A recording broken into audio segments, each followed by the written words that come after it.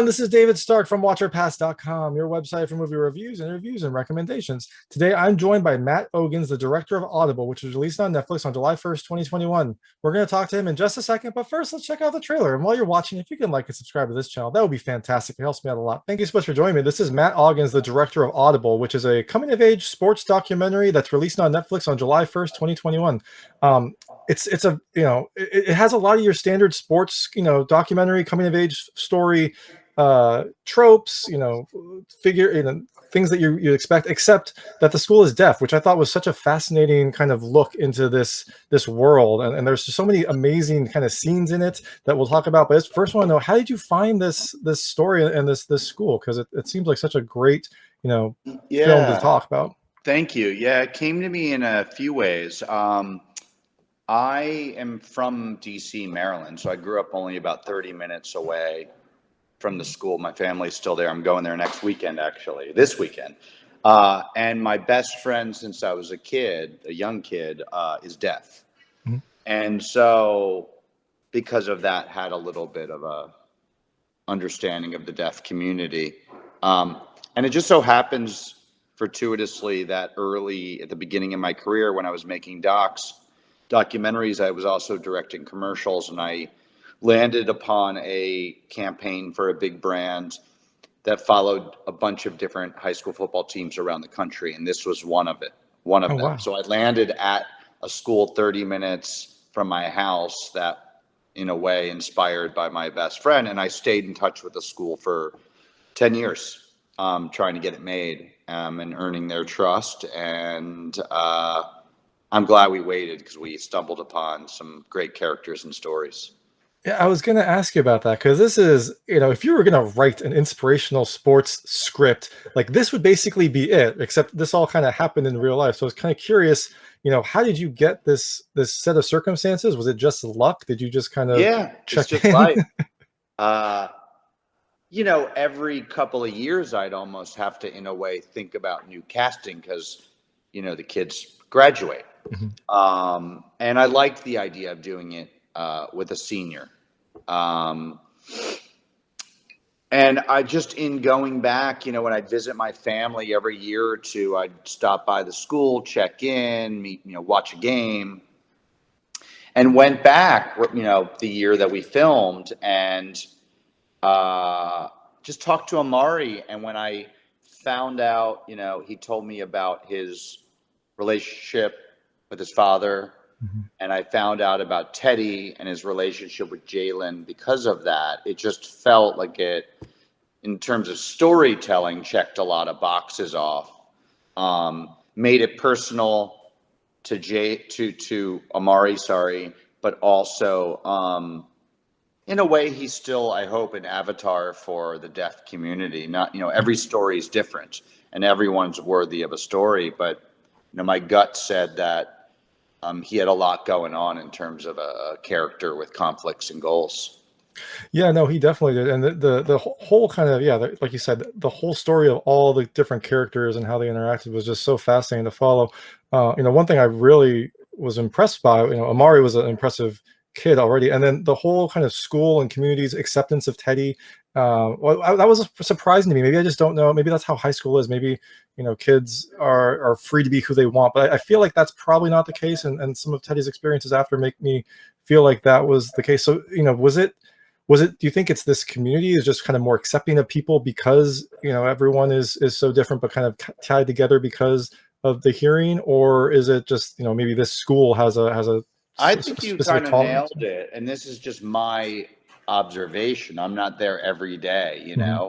Kids can still be kids, teenagers can still be teenagers, but I found at Maryland School for the Deaf a real safe space to be who you are. Certainly Jalen, mm-hmm. And Jalen has some news since the film was done. And color, gender, sexuality, I just feel is accepted there. And I think when Teddy left the school, and certainly, as his parents say in the film, there were other demons. it certainly didn't help to go to another school, a non-deaf school, and get bullied. Yeah. We've seen it, but that cautionary tale before. Yeah, no, that I think that was just such a stark change in his life. That was sad to see. I'm Yeah. shocked that it happened, but also kind of not surprised given some of the stories you hear about bullying. Um, you mentioned that your best friend growing up was deaf. Did you already speak sign language, or had you just been exposed to the community? I guess what were the No. Okay. It's a great question. I filmed all over the world in many different cultures and languages, and too many to learn fluently. Actually, my friend's a unique situation. He doesn't use sign language. He speaks very well through speech therapy, and he reads lips. Oh wow. But other aspects of the deaf community. However, me and my producer Jeff McLean we took ASL classes for a couple months leading up to it to at least learn the basics, to be able to introduce ourselves and ask where something is and show respects. I mean, it's a really beautiful, challenging language because, what other language do you use your whole body? Yeah, exactly. And I think like every language, when you start speaking really quickly, it's tough for anyone to for someone that's not used to that, to Yeah. distinguish the different hand signals and different expressions and things like that. So Yeah, and having filmed around the world in different languages, have a pretty good system. Every film's different in terms of getting interpretations in real time, and a lot of it has to do with casting your interpreter, not just anyone because they know both languages, but their personality, how they work. So we worked with some great interpreters who have interpreted at the school before, so the kids were used to as well.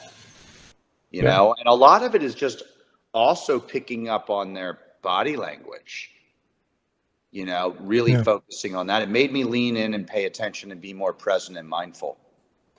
yeah. That's a good point, because you're dealing with teenagers, right? You kind of forget because they seem to be pretty mature and kind of sure of who they are, but you're still dealing with teenagers, so you really do Yeah. have to kind of respect the changes going through them and respect kind of their And own a lot of insecurities. conversations in between Mhm. filming and talking to their parents and making sure the family's involved and the school's involved in what we were doing. Yeah. So one thing I was wondering, the film is 38 minutes long, which felt about right for the story you were telling, but is there more footage that you had to cut? I assume there was. Did you have a cut where maybe you went Sure, to each game? yeah, I mean, we filmed more games. I found that this is just me in a sports doc. I can watch a football game on a Sunday all the way through. Mhm. And so I try to use sports as more of a metaphor and transcend sports. So it's not just a sports doc. And, spending too much time on too many games to me feels a bit repetitive.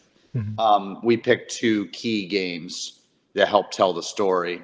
Um, Certainly, we decided together, me and Netflix, to really tell a really focused story through the point of view of one person rather than making it about a topic.